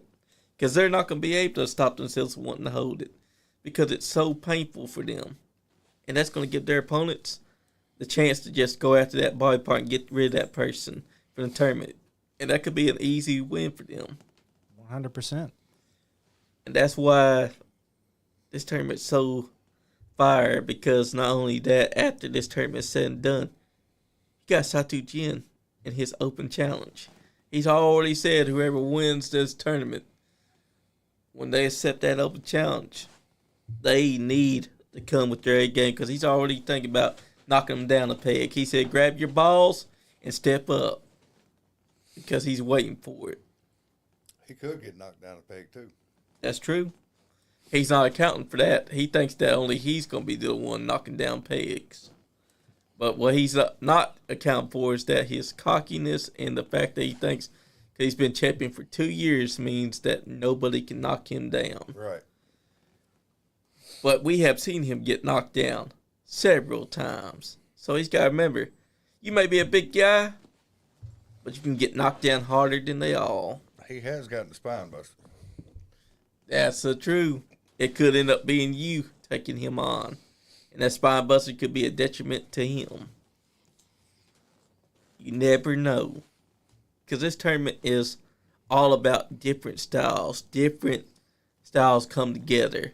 You got females inside of it. You got legendary deathmatch wrestlers. You got tough men like Jamie Vincent. You got smart game guys like Brandon Valor. You got guys like Omega, who is thinking with a hungriness to do suplexing to anyone he comes across. You got Alexis Littlefoot with her once-in-a-lifetime opportunity to insert herself into someone's first-round match, and she will be able to take that person on.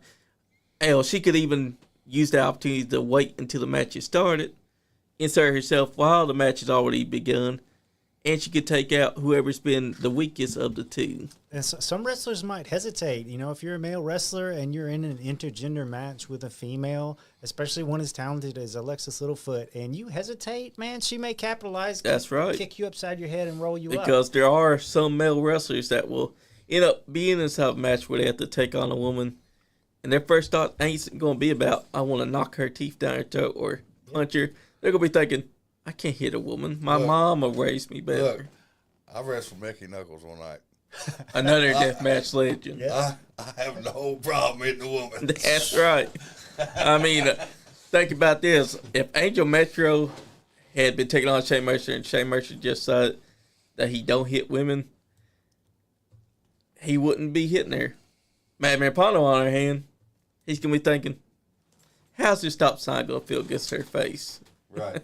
And that's what he went for. I know what it looked like. Shoot. That's right. Hey, the truth of the matter is these women are very strong. They're very tough women. A lot of female wrestlers train with men in the ring. That's right. They train in locker rooms where sometimes there may only be one other woman, or sometimes there might be the only woman on the card. So any woman that steps into the ring, I have full respect for as a competitor, and I don't want to take them lightly because any one of them could catch me off guard. You know what I'm saying? That's right. You got to think, if you were to take them lightly, they've already got your number because you've decided to not take them any well because they're female compared to you.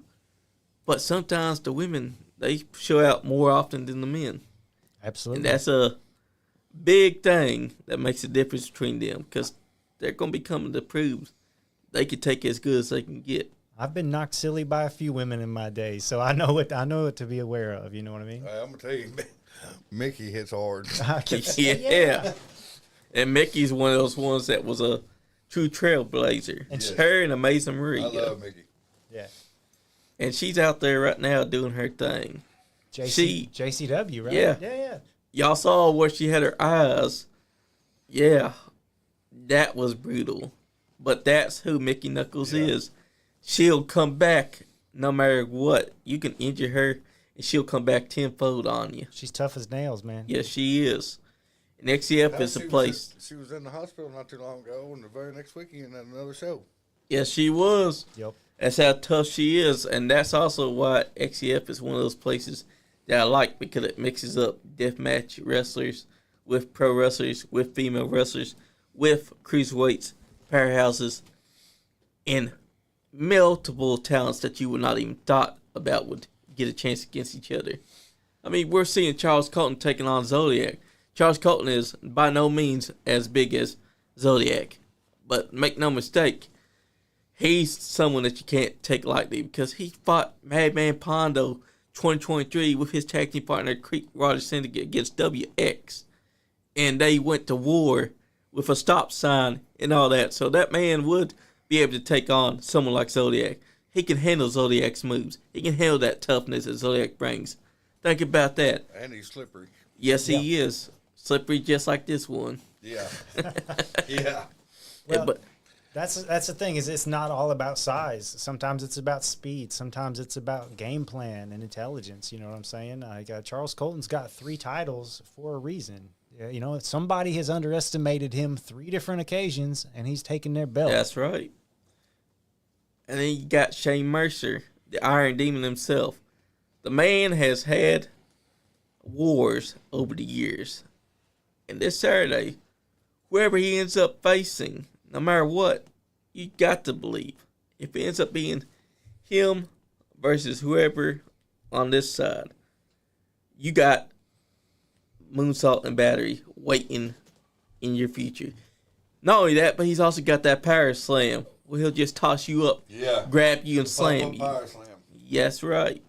You got to think about that because there's a lot to worry about because you could be someone that's as badass as you are, and then you got the Iron Demon, someone who is just like the Terminator's T-1000. He may throw you in the 4th row. You never know. I mean, that is his favorite thing to do is yeet people into the 4th row.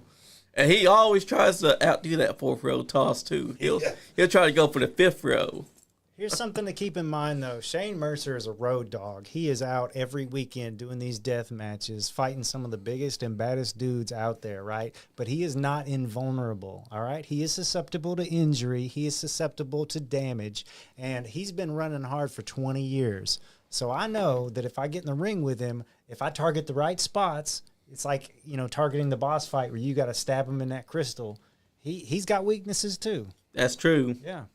Even though he may look like a T-1000, you got to understand, he's still human. He still has a weakness to him. Yep. But I haven't found one, so. That's true.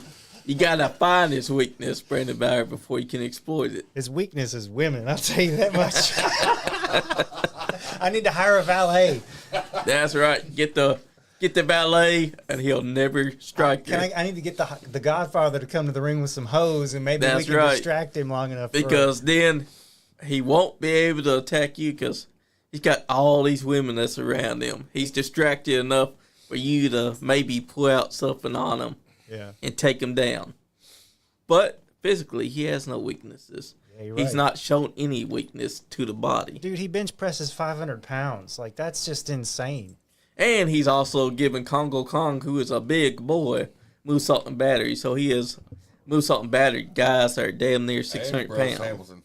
Yes, he is. Well, what you have to do is damage him enough and not get to the top rope. Do not let him get near you on the top rope. I found that out. But you also gotta make sure. Well, there's some he will put up there. Yeah. Yes, he will. And also you gotta make sure that when you're wrestling him, if you're not taking apart the body, you might as well be calling it quits because he's going to either get you with the moonsault battery or he's going to get you up with that power slam. Or he's going to get you up with any move that he knows that is going to put you down. He could do any kind of move to knock you out. So when you're wrestling him, you got to make sure that you find a weakness by exploiting and taking out the arm. Because the arm is his best weapon. You're right. I think the arm or cripple his hand so he can't grip you for those suplexes. He can't hit you with that big chop. But his damn arm is like a tree trunk. So. Yes, they are. You're going to have to try and figure out some way to take those damn tree trunks and work them the entire match. Because you can't let him have a moment to breathe. If you're working the arm, you're going to have to stay on that arm 24/7. Stay on it until finally you see that he's starting to show a little bit of wear and tear on that arm.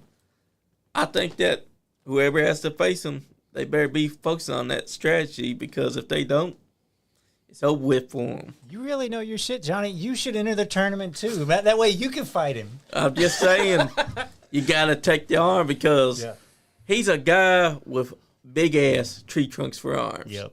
I tell you what, I learned this from watching UFC, MMA, is those big guys, though, you got bigger muscles, it takes more oxygen to operate those muscles. So you got to win those. You got to run. You got to keep them on the move because if they get a hold of you, you're done for. But you got to have better cardio. And that's true. That is my advantage, is having better cardio than those guys. That's true. But also you got to think, they might not need cardio. They might just need one big, strong hit, and you're down. I want to knock the cardio out of you. Like I said. Because you could be fast, you could be nimble, but you still got hard-hitting opponents that you got to go through. Yep. And that's no slouch from the women either because Ari Alexander, one German suplex could put you down. Alexis Littlefoot, she got that spinning back elbow. That could put you down. Yeah, a lot of things could happen. A good German suplex, man, that'll send your world spinning. Getting dropped on the back of your head or back of your neck like that, I don't care who you are, that'll mess you up. Especially when it's someone like Ari Alexander who has been perfecting hers to be fast and snappy. Yeah, she's got excellent technique. She's picked a couple of moves and she's mastered them. So that makes somebody more lethal as someone that's practiced one kick 1,000 times. That's right. You know what I'm saying? And Saturday, we're going to see all this happening because XCF Winter Kombat. You're going to be seeing Brandon Valor, Jamie Vincent, Omega D, Ari Alexander. So many great names are inside this tournament. And they all want one thing. Satu Jin's XCF Heavyweight Championship, which he is proudly saying that he will not lose because he's bragging about holding it 2 years. But he's taking you all lightly. That's what's happening. Satu Jin's getting cocky. It's time for someone else to take that belt home. He's not even caring about Shane Mercer being inside the tournament. He don't even care that Madman Pondo's there, or Draven Lee, or any of them. Yeah, he's getting too self-complacent. He is. And that's the detriment to a champion. That's going to work to somebody else's favor. That's right. Whoever finally gets to stand across from him and go for that title, he may have already screwed himself out of the victory because now he's got inside his head, oh, well, these guys ain't shit. I'm going to beat them. Because to him, he thinks that this tournament ain't nothing. He's already said, y'all can have y'all's little tourney, little Winter Kombat. It don't mean nothing because the open challenge is you versus me, and I'm going to knock you down. He said to grab y'all's balls because you're going to step up. You're going to have a lot of balls to step up to Satu. I grab my balls with both hands. Too much information, boys. But that is what Satu Jin is asking for. He's asking for the challenge. When you do finally get to stand across from him, whoever it is, he's got a challenge on his hands because it could end up being Shane Mercer, or it could be you, or it could be the Hammer, Jamie Vincent. So many talent there that could end up facing him. I'm telling you, I can't stress you enough. You need to be out there this Saturday night, Jeffersonville, Indiana, the arena. You need to be there for Winter Kombat because you're going to see guys like Brandon Valor here, Jamie Vincent, Omega D, Ari Alexander, Lex Littlefoot, Charles Colton, Zodiac. So many great names. And that's not even all that you'll see because you also got a scramble match that's going to be happening. And Cross will be there. And he could damn well insert himself into that match. Yep. You never know. So, folks, I'm telling you right now. Doors open at 6:30. Show starts at 7:30. That's right. And we're going to be there, so I better see y'all there. Y'all can't say that y'all can't get a ticket there because y'all can.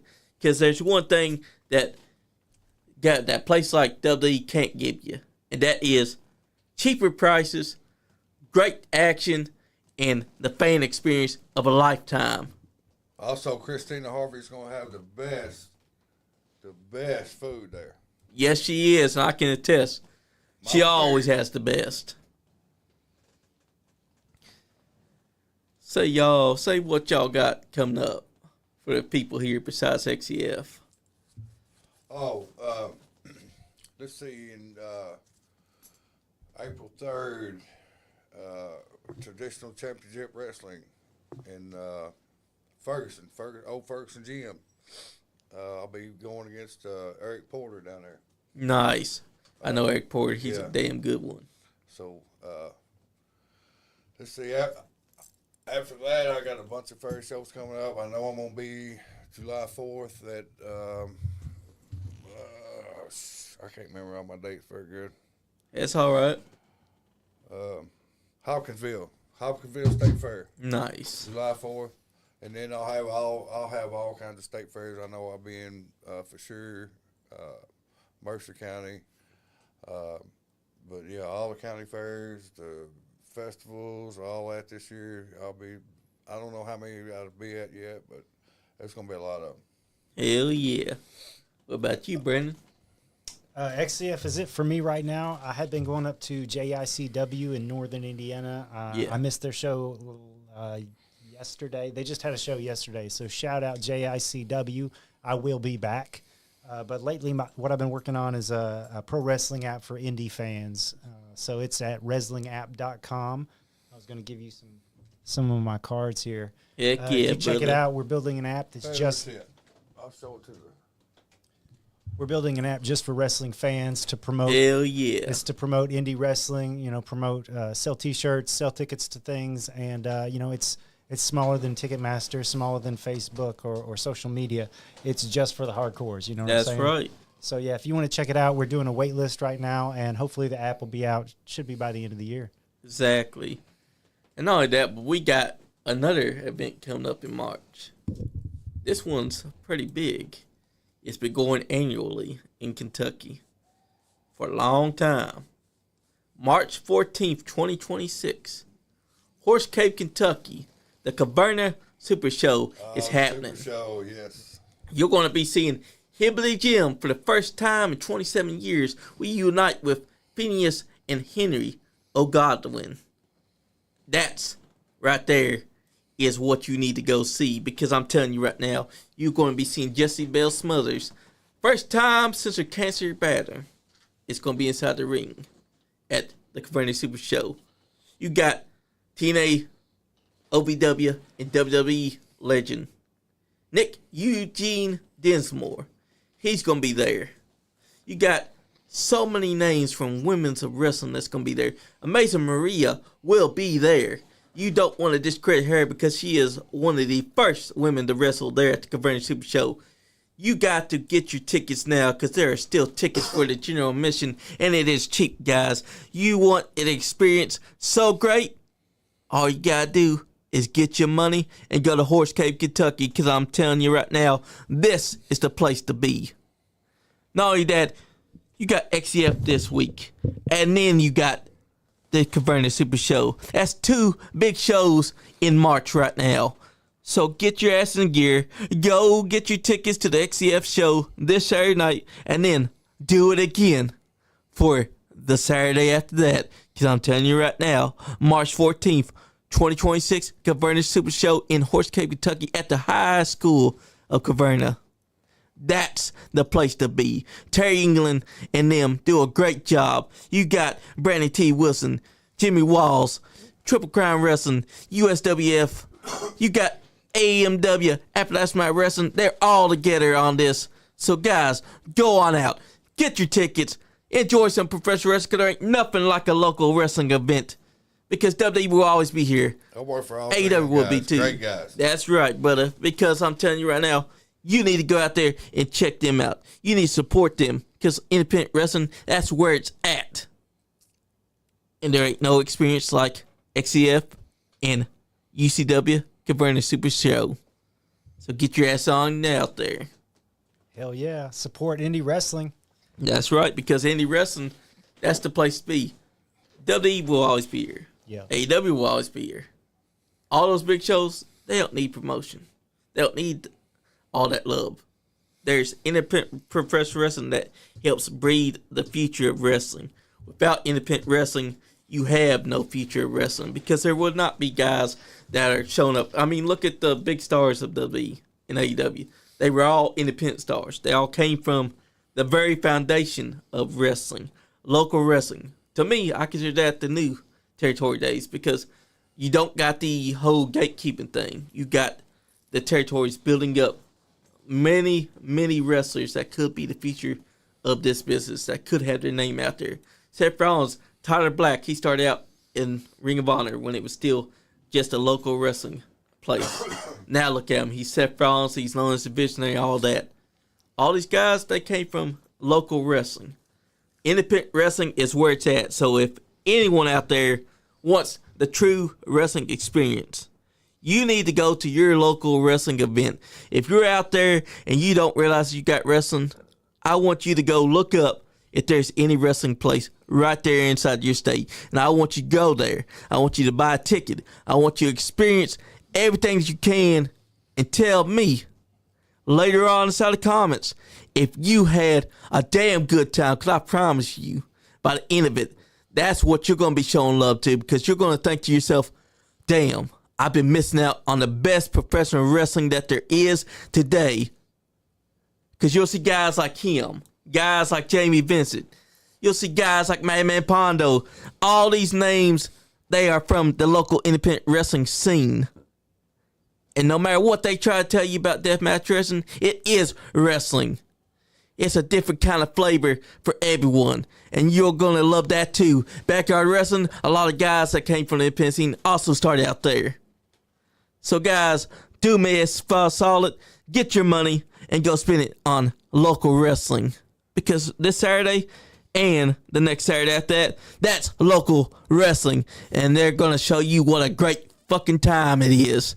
So get your ass in gear, get those tickets, and go enjoy XCF Winter Kombat and the Caverna Super Show. Because that's what it's all about in professional wrestling. Hell yeah. Shout out Johnny. Be there! That's right. Be there or be square, because you will be a fucking square if you don't go there. Also, shout out to Johnny and the Nice Guy Andy podcast. Thank you for supporting local pro wrestling, indie pro wrestling. You guys are awesome, man. We appreciate that, brother, because that's what it's all about. When I first got into podcasting in 2022, that was my goal. Because you don't see people try to show love to wrestling. What you see is that there are critics that will go on their podcast and be all about tearing down wrestling instead of trying to build it up. Because to them, they think, well, click should be about us tearing down wrestling. That's not me. For me, I want wrestling to flourish. And for that to happen, There's enough so-called fans out there to drag it down. that's true. You need people that will build up wrestling, because if wrestling don't get built up and it don't get treated with the respect that it deserves, it'll always be treated like it's nothing to others. So you got to show it love just as much as you would something like WWE, because WWE, they'll always be there. They got their love. Yeah. It's the local independent scene that needs its love, because without that, you won't have future stars. These wrestling schools, they put their fucking heart into building up these stars that could be the future of this business. There are names like Zodiac. Look at this man. 20 years into this business. Damn near 25 right now. He wore his mask for 20 damn years. That's longer than any man that you'll see on TV. This man finally unmasked, and his talent is showing. Because He's flourishing now. yes, it is. And you know what? These people need to understand that they may be all about WWE. They may be all about AEW. But without the local wrestling scene in their state, or around the state's area, or inside our nation, or around the other countries, you ain't got wrestling. Because without that, there is no WWE. There would be no AEW. AEW is born because of independent wrestling. Because Matt and Nick were young bucks in the independent wrestling scene. Mm-hmm. Yeah, they were in TNA. Yeah, they were Generation Me. But where did they make their name? Independent wrestling. All your favorite wrestlers got started somewhere, you know what I'm saying? And if you're a wrestling fan, go out to a show. That's one of the quickest ways to make friends, is to go out, cheer on your favorites, boo the people you don't like, and you might just leave with a whole new group of friends. That's right. Yeah. Because I'm telling you, nowhere in any other sport will you find people that are accepting. Especially Boo Hammer over here. Everybody give him all the shit you've got.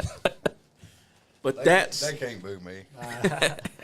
But that's what it's all about. And this Saturday and next Saturday, March 14th, you get the biggest experiences ever, because this Saturday you get experience that combines deathmatch wrestlers versus your average day professional wrestlers versus female wrestlers versus cruiserweights, heavyweights, powerhouses, any kind of variety. You get an experience like no other at XCF Winter Kombat. And then, on top of that, when you go to Converting Super Show, you got Amazing Maria, one of the most badass women that's also dabbled in death matches. She's going to be at the Converting Super Show. She is one of the first women that broke down the barrier and has wrestled at Converting Super Show day in and day out every time that's happened here in the state of Kentucky. And then you got Hillbilly Jim, the only place that he'll come to, because he is good friends with Terry England of UCW. He is coming here to be a part of that, so he can be with his friends, the Godwins, for the first time in 27 years. That's big. That's something that you can get from the Converting Super Show. So do me a solid and get your tickets now, because there are still tickets available for the general admission. I want to add a name to that. The Prospector, Wes Barker. Yes. Keep an eye on this cat. He's going someplace. Best elbow drop in the business after Randy Macho Man Savage. Got a hell of a big boot, too. Damn straight he does. I saw him get a big boot that sent the guy off, and he went flying towards the ropes, but he stayed on top of it. He didn't go over it. And he just turned on Marty Clay as well. Yeah, another great name in the independent I've wrestled him business. twice. Hell yeah. Shout out to Marty Clay. He's a good dude. Yes, I've gotta he go to is. the bathroom. All right, brother. Guys, this has been a great show. I just want y'all to know, XCF Winter Kombat, that's the place to be. If I don't see y'all going there, then you don't love professional wrestling like you claim. WWE, they got their fans. AEW got theirs. You need to experience something a little bit better than that.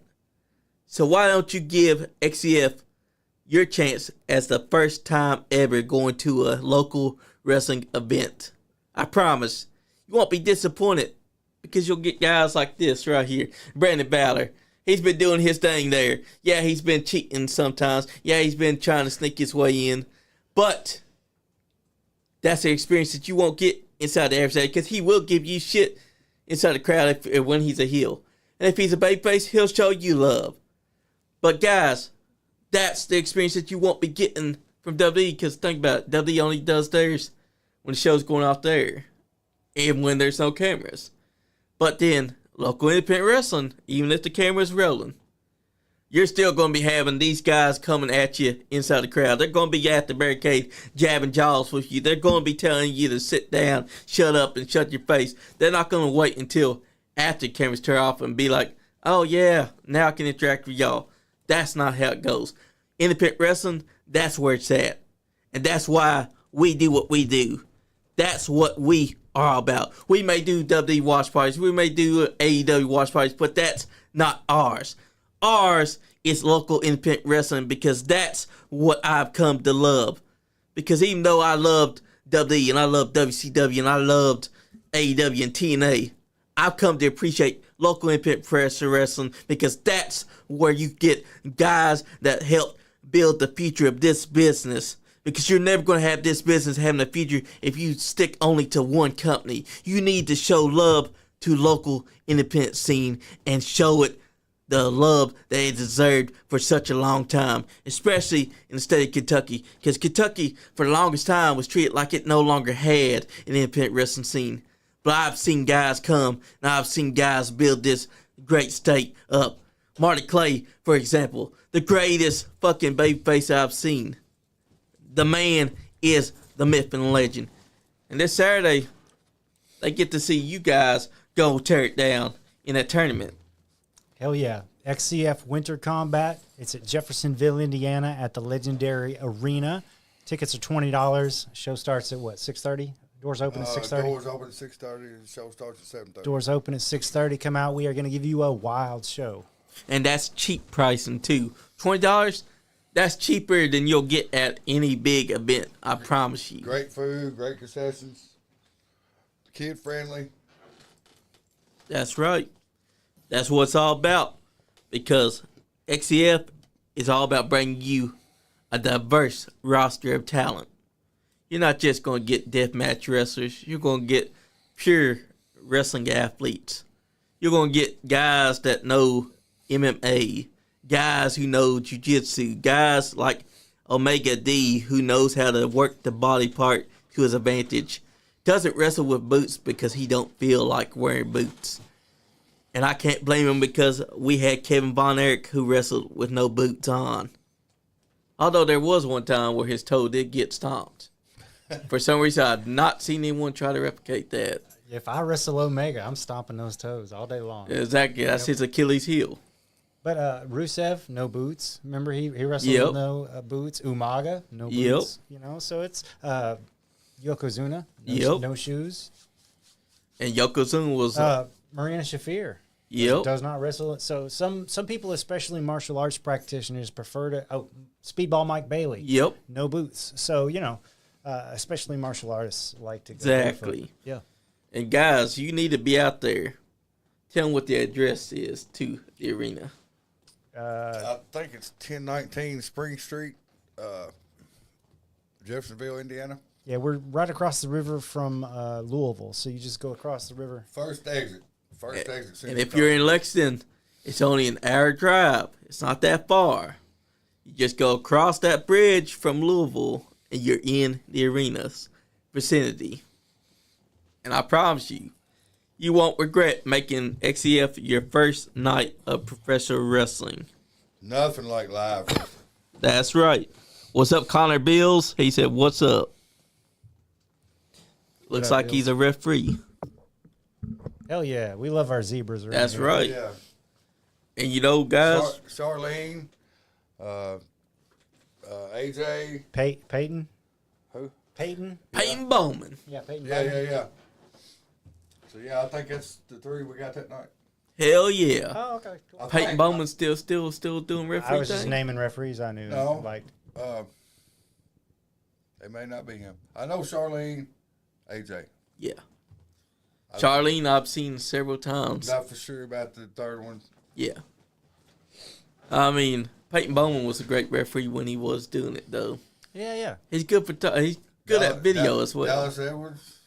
Nice. That's a good one, too. Yeah. Zebras also deserve love because people got to understand. Their job is hard because they're not just out there to be officiating. They also got to keep the guys in check. They got to make sure everything goes smoothly. Otherwise, the match could go haywire. Also, they got to keep the guys ready in their time. Yeah, shout out to the referees. I mean, they're in the line of danger, too. Yes, they are, and they more often than not get destroyed by one move, Yeah. and they're out for the rest of the night because they're made of glass. Treat your referees with respect because they're made of glass. Connor Bill said, "Yep, ref for professional wrestling in Michigan. Oh, nice. He's a referee in Michigan. Oh, okay. Shane Mercer wrestles up in there, so, shout I've out. wrestled Hell there yeah. once or twice. I can't remember what the company was, but it was way up there, way north. Oh, I also shout the Rhinos wrestling promotion up there in Michigan. Okay. He actually wanted us to come down there. We will eventually get down there in Michigan to check out his promotion. Because I think that's pretty damn sweet to have an ECW legend actually having an actual wrestling school and promotion up there in the state of Michigan. Right. But yeah, Connor Bills, thank you for tuning in, brother. But guys, that's what y'all need to do this Saturday is go out to the XCF. And then go the next Saturday to the Converted Super Show because you'll get to get your autograph with Hillbilly Jim and the Godwins.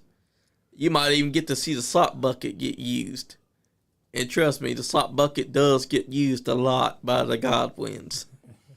And not only that, you got Nick Dinsmill, he's going to be there.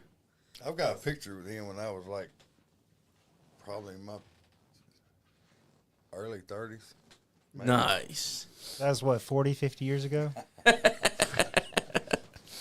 But yeah, He was actually the champion back then. Oh, was it OVW? No, when he was champion WWE. Nick Dinsmore? Eugene. What was Yeah. it? What championship was it? the Eugene. Continental Tag? Championship. Intercontinental, that's it. Okay. Yeah. All right. And That's dope. that's dope that he'll be there. And also, you got Jessie Bell Smothers, fresh off her cancer battle.